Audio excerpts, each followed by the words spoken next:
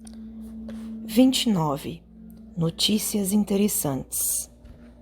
Em vista de apresentação mais íntima de Aniceto, que deixara as jovens em nossa companhia, entramos a conversar animadamente com Cecília e Aldonina. A primeira tinha sido filha dos bacelares, quando na crosta. A segunda era uma sobrinha do chefe da família, que aguardava a volta da mãezinha para a organização de um lar na cidade próxima. Ambas demonstravam um magnífico desenvolvimento mental, robusta inteligência e notável capacidade de expressão. E, enquanto os nossos maiores se conservavam afastados, cogitando de assunto privado, Vicente e eu ouvíamos as jovens, encantados com a sua nobreza e vivacidade. Verificava que o quadro era idêntico à paisagem social da terra, apenas diferindo quanto aos sentimentos reais. Não havia qualquer nota de falsa apresentação. Em tudo, a alegria pura, a simplicidade fiel, a sinceridade sem mácula. No desenvolvimento espontâneo da palestra, falou Cecília com graça. Estou trabalhando há muito para alcançar um prêmio de visita a nosso lar. Minhas superioras prometeram-me semelhante satisfação para o ano próximo. E sorrindo, rematou expressivamente.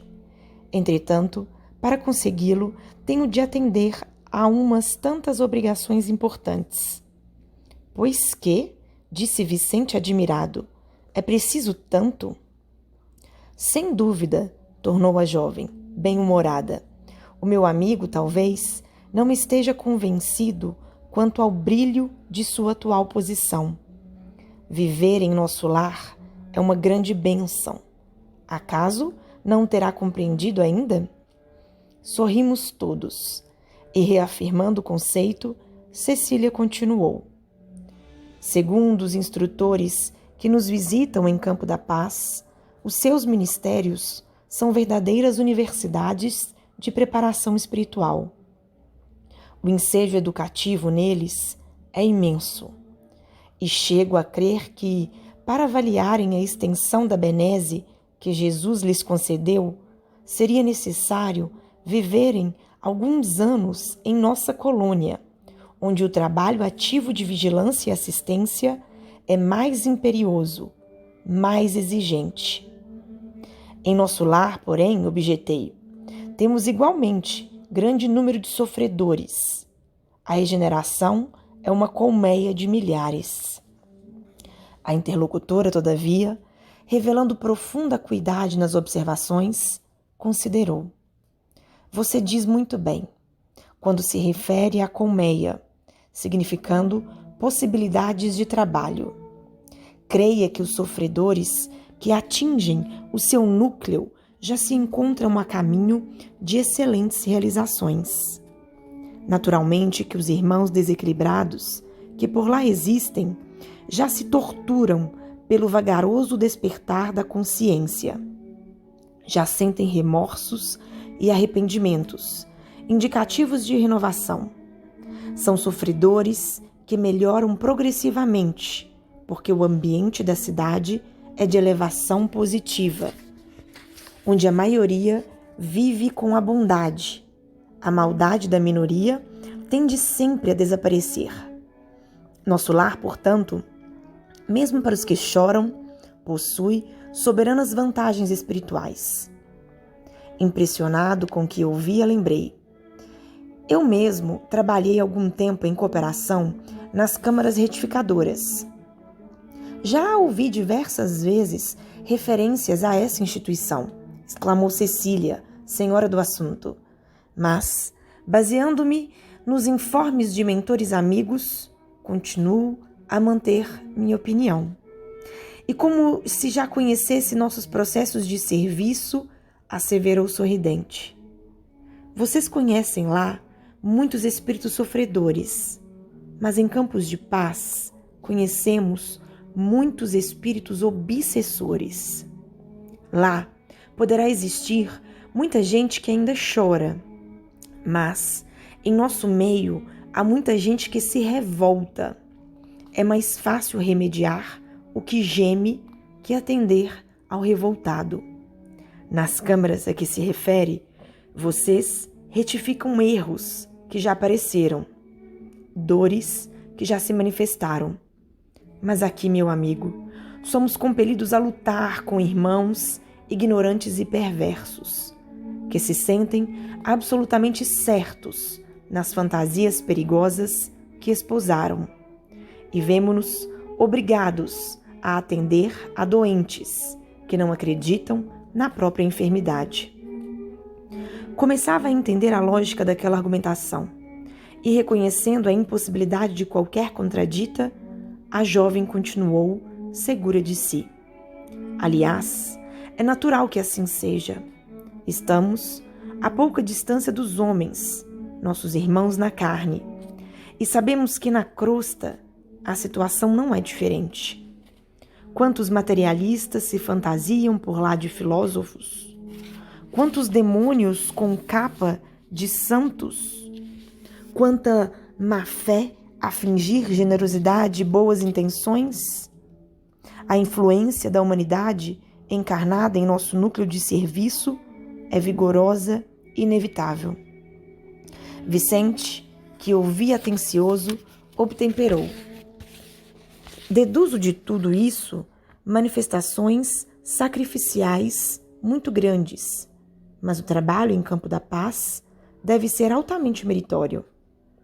Incontestavelmente, respondeu a jovem.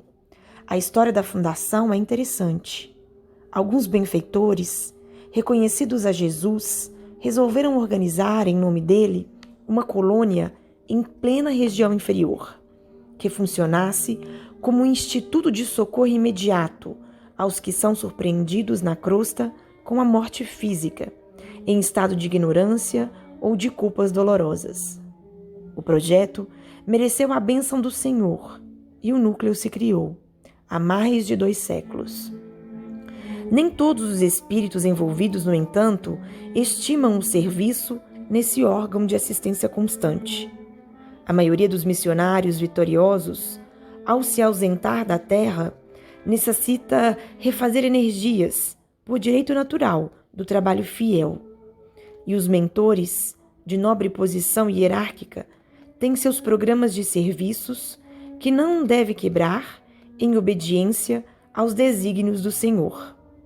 Desse modo, nosso serviço é ativo, mas nossas aquisições são lentas e devemos sempre esperar por cooperadores que se eduquem na própria colônia, em benefício geral.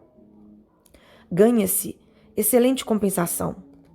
Temos direito a grandes valores intercessórios, mas por isso mesmo nossas responsabilidades não são pequenas. Conhecendo a utilidade dos que servem em nossa colônia, não passamos nunca sem instrutores abnegados que procedem da zona superior, alentando-nos o bom ânimo. O que pedimos com fundamentação legítima nunca é negado. E se tarda o recurso, beneméritos orientadores de nossas atividades prestam explicações que nos libertam de qualquer angústia na espera. Por isso, nosso grupo está sempre coeso e muitos preferem adiar certas realizações sublimes para permanecer ao lado de companheiros antigos, aos quais se unem com desvelado amor. Os esclarecimentos da jovem encantavam-me. Naquelas poucas palavras estava todo um resumo de lições sobre o sacrifício e o merecimento, o compromisso fraterno e a solidariedade compensadora. A sua família sempre viveu lá? Perguntei com interesse. A jovem sorriu e explicou.